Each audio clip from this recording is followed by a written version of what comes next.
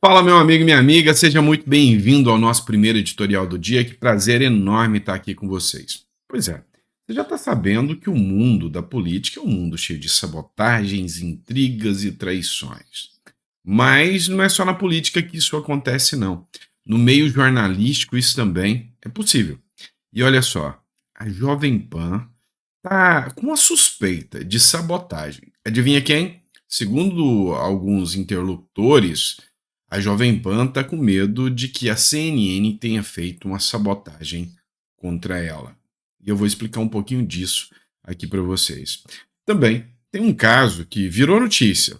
Trata do Haddad e uma surpresa desagradável que ele teve quando foi visitar o Pacheco para tratar de cobrar mais imposto de você. Pois é, isso e muito mais a gente vai falar aqui. E sem exceção, nós vamos falar também da grande derrota que pode acontecer para a esquerda mundial. Adivinha quem está voltando? Pois é, Donald Trump.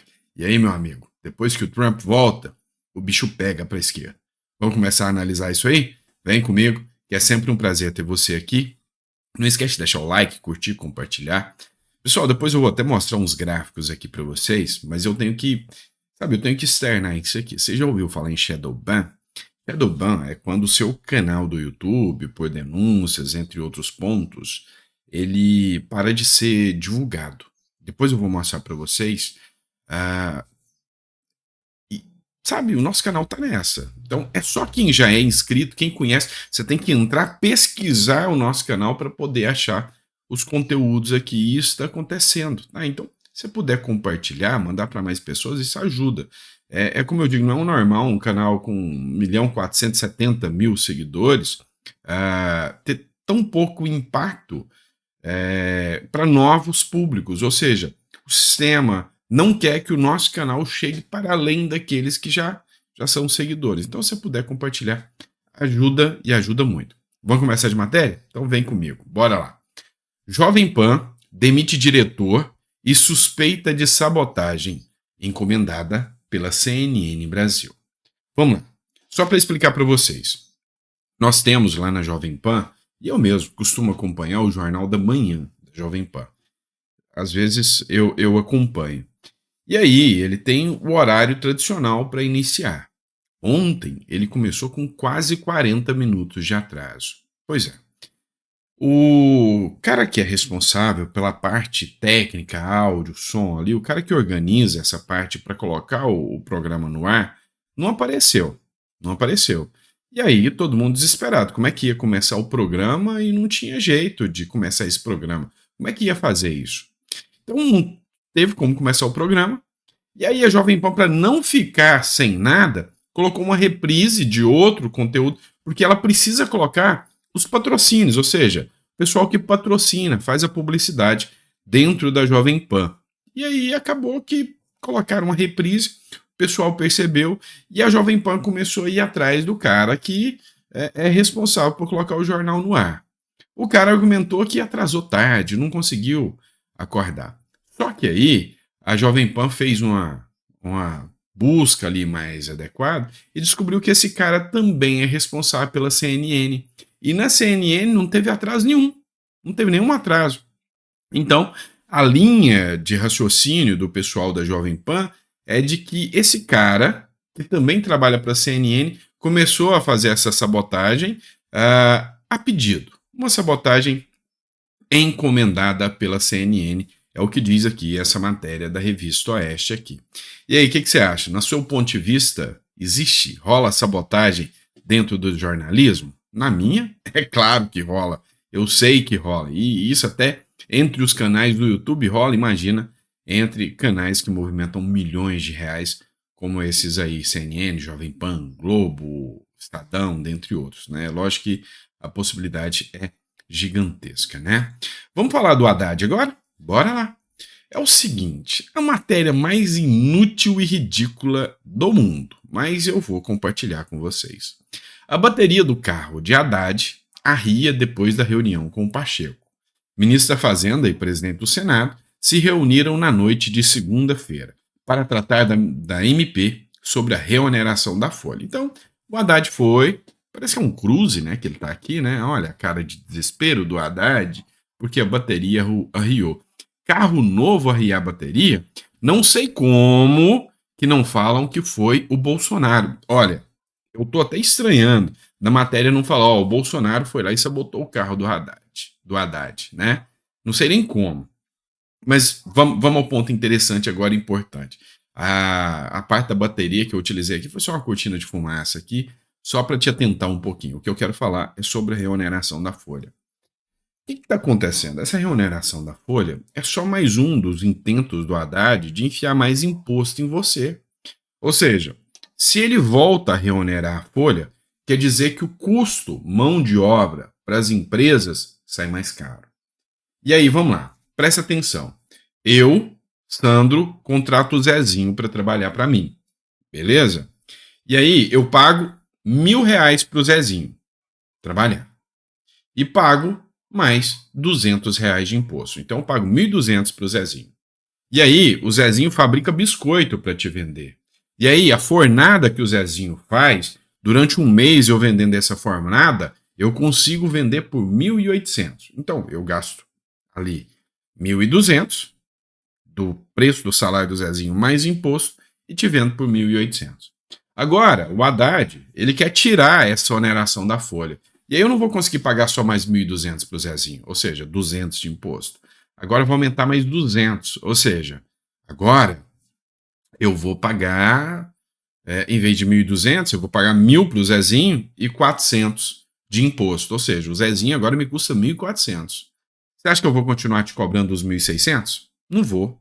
O meu preço vai ter que subir e eu vou subir para 1.800. E aí eu te pergunto, quem que vai pagar essa conta no final? Sou eu, que sou o dono da empresa, ou é você que compra os biscoitos que o Zezinho fabrica? Pois é, deu para entender muito bem que essa conta no final vai chegar em você. É você que vai pagar a conta. Pois é. E aí tem gente que acha que não, né? Já que eu falei do Haddad, vamos manter o Haddad aqui no noticiário. Olha só que interessante. Ontem eu falei para vocês que teve uma matéria, vários jornais espalharam, que o sobrinho do Haddad é chefe da Binance, uma empresa que movimentou bilhões, 40 bilhões, sem pagar imposto. Ou seja, deu um calotinho básico aqui, né? A Binance opera criptomoedas no Brasil e é comandada por Guilherme Haddad Nazar. O que acontece? Esse cara, o Guilherme Haddad, ele já é um cara que trabalha com várias empresas. Não à toa. Assim como outros que saem de zoológicos, se tornam grandes investidores, isso é normal no mundo da política. Assim como uns que têm só 18 anos se tornam, sabe, grande expert, que fazem negociações com empresas de publicidade em Alagoas, por aí. E tem muito expert, tem muito cara genial na política. E aí, o sobrinho do Haddad é um desses caras que conseguiu se tornar um player muito grande dentro dessas instituições, sempre como contratado, tá? E aí, a Binance contratou o filho do Haddad, né? Ele é contratado do filho do Haddad, ele é sobrinho do Haddad e trabalha dentro da Binance. E aí, a Binance, ela não pagou os impostos, né? O ISS, que é o imposto do município, e a Binance não pagou. Só que aí tem um porém. Ontem eu comentei com vocês o seguinte, olha, vocês não podem agir igual o pessoal da esquerda agiu. O Haddad é o Haddad, o sobrinho é o sobrinho. São pessoas diferentes. Ou seja, ou você seria injusto a ponto de dizer assim, como exemplo, vamos dizer que todo mundo da família compra imóvel, primo, filho, tio, cachorro, aí você fala, todo mundo comprou imóvel do clã, tal, e que esses imóveis foram comprados com dinheiro vivo, sendo que lá na escritura está escrito moeda corrente. Isso é agir de forma baixa, né? Pois é. Então, Haddad é Haddad, o sobrinho do Haddad é o sobrinho do Haddad, são pessoas diferentes. Não dá para vincular tanto, certo? Foi o que eu falei ontem. Só que não é bem assim, não é tão bem assim. Por quê? Porque tem algumas coisas aí que se tornam coincidências, tá? Matéria do UOL, e essa matéria aqui é exatamente do dia 23 de dezembro de 2022, depois das eleições. a Binance anunciou o sobrinho de Haddad como diretor-geral no Brasil. Então, ele já não era da Binance há muito tempo, estruturado pela Binance há muito tempo, não. Tá bom? Ele só foi contratado pela Binance depois que o Haddad ganhou. Ah, mas isso não tem nada a ver, né? Só que tem um detalhe aqui, tá? Um detalhe pequeno. Quem é o Guilherme Haddad Nazar? O Guilherme Haddad Nazar é formado em administração de empresas em São Paulo, na Escola Superior de Propaganda e Marketing de São Paulo, ocupou cargos de liderança em outras organizações, como vice-presidente e gerente geral na Loft, por exemplo, chefe de operações para o Brasil na Uber. Então, ele já foi contratado também para ser um chefe de operações da Uber aqui no Brasil. Só que tem um detalhe aqui, ó. Enquanto trabalhava na Uber, Nazar chegou a ser alvo de um inquérito do Ministério Público de São Paulo em 2016, que investigava um decreto assinado por Fernando Haddad, então prefeito da cidade, que regularizou o serviço de transporte por aplicativo em São Paulo. O inquérito foi arquivado. Peraí. Então vamos lá. Então, enquanto ele era funcionário da Uber, o Haddad fez um decreto para favorecer a Uber. Ah, agora as coisas começam a se encaixar um pouquinho mais, você viu? Agora se encaixa um pouco mais. E aí, se o cara, enquanto prefeito de São Paulo, o sobrinho trabalhava na Uber, o tio fez um decreto que beneficiou a empresa que o sobrinho trabalhava, e isso está mais do que normal na nossa democracia relativa, então, se o tio vira ministro da Fazenda responsável por cobrar imposto, a gente dobra a aposta, chama ele para nossa empresa como diretor-geral para não pagar imposto. Pois é. Ah, mas isso é só teoria da conspiração bolsonarista, não deve nem levar em consideração, tá certo? Vamos lá, tem mais. Matéria da Globo. E por que eu escolhi? Tá todo mundo falando disso, mas por que eu escolhi a Globo? É impagável ver a Globo anunciando a vitória do Trump com folga na primeira prévia republicana dos Estados Unidos. Vamos lá. Corrida pela Casa Branca. O ex-presidente dos Estados Unidos, Donald Trump, venceu as primeiras prévias para a disputa pela presidência entre os republicanos na noite dessa segunda-feira. A votação chamada de caucus foi feita no estado de Iowa, com mais, escuta, com mais de 99% dos votos apurados, os números eram os seguintes. Trump, 51%, ou seja, 20 delegados votaram no Trump. Ron DeSantis, que é uma representação da direita também, 19,1%. 21,2% dos votos, 8 delegados. A Nikki Haley, a parte da esquerda, 19%.